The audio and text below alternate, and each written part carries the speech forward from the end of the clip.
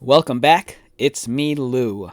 I'm here for another action figure unboxing and review. And today from McFarlane Toys in their DC Multiverse line, we are featuring Batman Hong Kong Skydive from the Dark Knight. Alright, so today is March 26th, 2024. I purchased this at a GameStop, maybe about like 20 minutes away from my house. I was out running some errands, and the city I was in, I kind of remember there was a GameStop not too far from where I was. And I thought I'd drop by and check it out.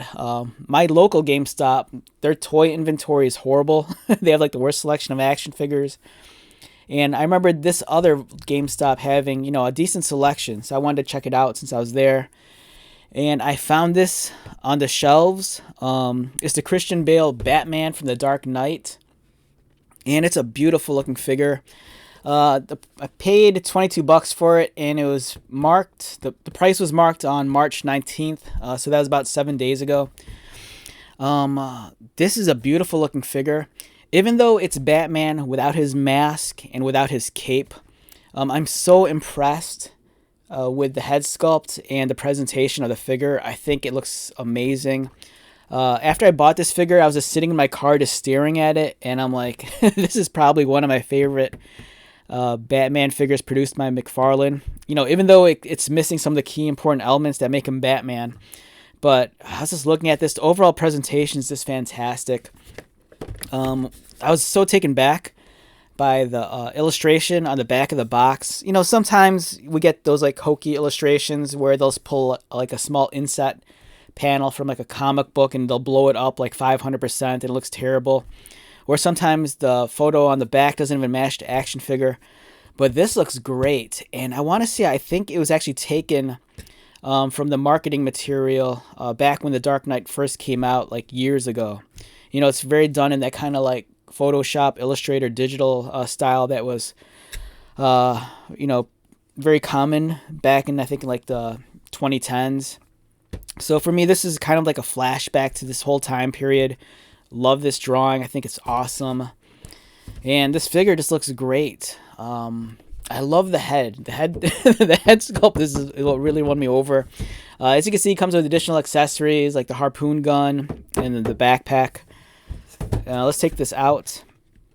So the first figure was part of that Build-A-Figure wave that was for the Dark Knight Bane. And if I remember correctly, I think the figures in that assortment, there was the Dark Knight Batman, Scarecrow, Joker, and the Harvey Dent. So, and we've seen the Batman reused another time over with the Jokerized color version of it.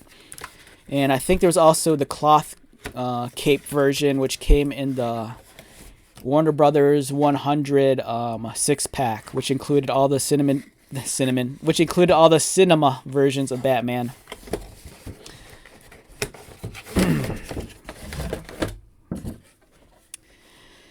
Alright, so don't forget, you get the display base and also the trading card. Again, I really love this image.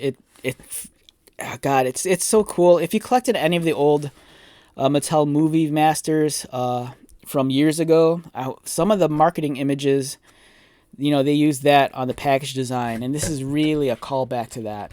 Unless this is actually some of that imagery they used back then. If it is, kudos to McFarlane. I really appreciate that detail. The figure looks great. Here's some of the accessories. I'm going to leave the harpoon gun in the tray for now, as well as the other accessory. I am going to take the backpack out just so we can snap this onto the figure.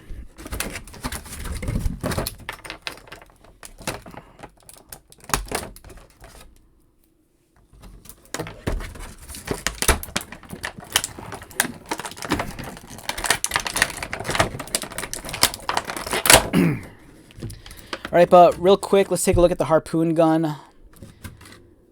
So this is the grapple gun that he uses in the skydive sequence. It looks to be pretty authentic to the details that we see in the film. And let's take out the figure.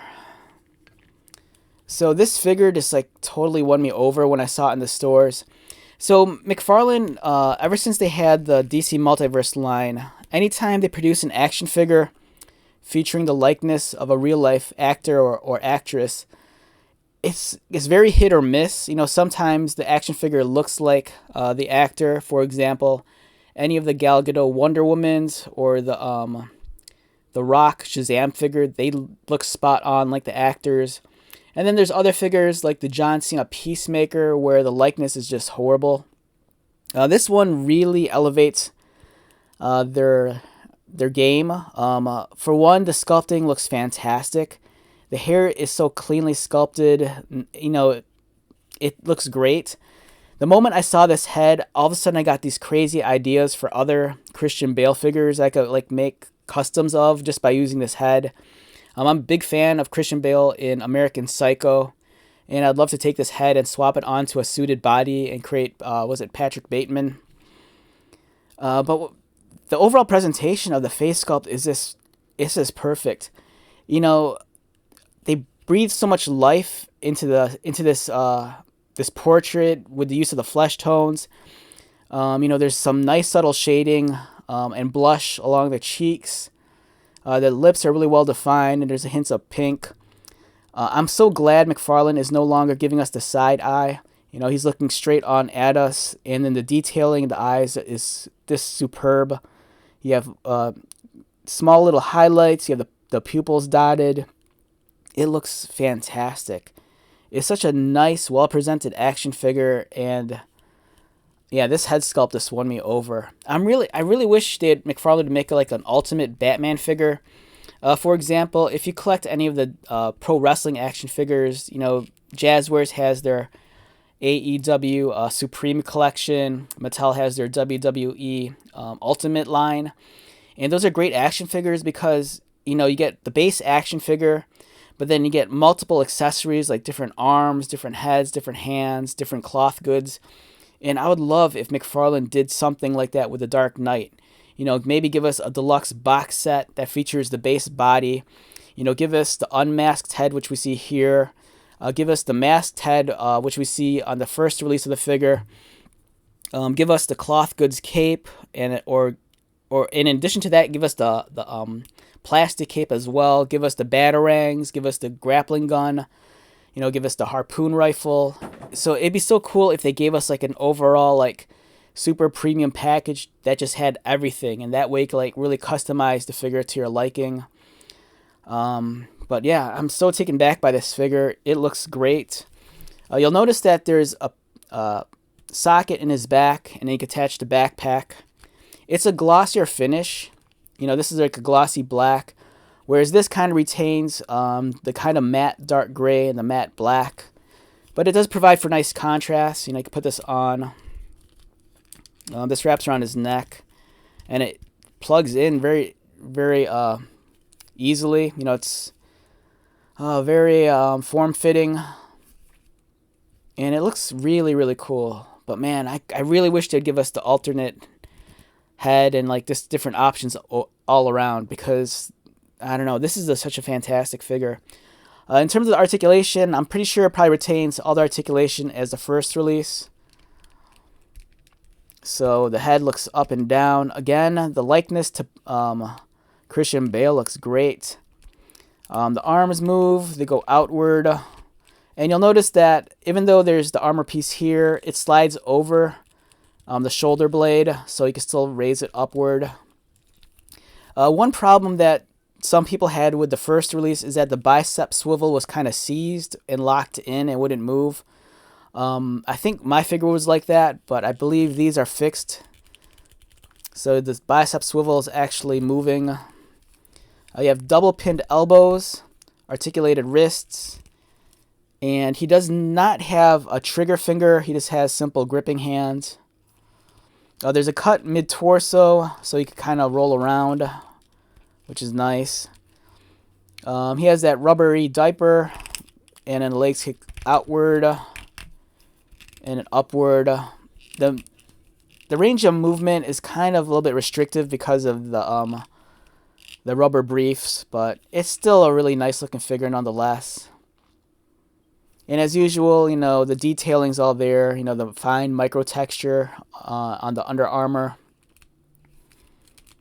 I kind of wish I brought the first release figure here with me, but right now it's just buried under a bunch of other figures. So, but yeah, I can't recommend this enough. You know, if you're a fan of the Dark Knight movies, you know, Christopher Nolan's Magnus Opus, you know, dedicated to the Dark Knight, you know, I think you'd love this action figure.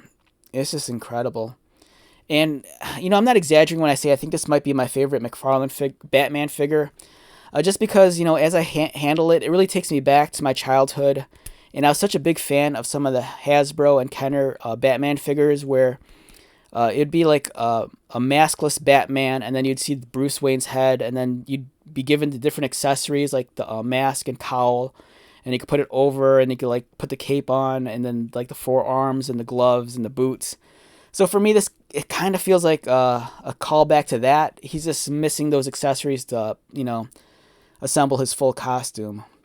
But again, if you're a fan of The Dark Knight, if you're a fan of Batman, or even if you're just a Christian Bale fan, I think this definitely warrants a purchase. It's a beautiful looking figure, and I really wished we got more figures like this. Again, very impressed with the paint application on the face. You know, just the subtle shading on the cheeks with the blush. It really breathes life into the character. The hair is nicely done. You know, there's some highlighting, a nice dark wash to really give it some layers and depth.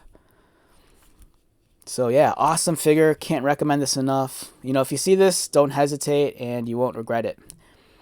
All right, with that being said, let's wrap this one up. Once again, my name is Lou. If you're new to my channel, welcome. If you are a returning viewer or subscriber, thank you so much for your continued support. I greatly appreciate it. So until the next video, be safe, take care of yourself, buy lots of toys, and most importantly, be happy. And I'll see you at the next one. All right, later.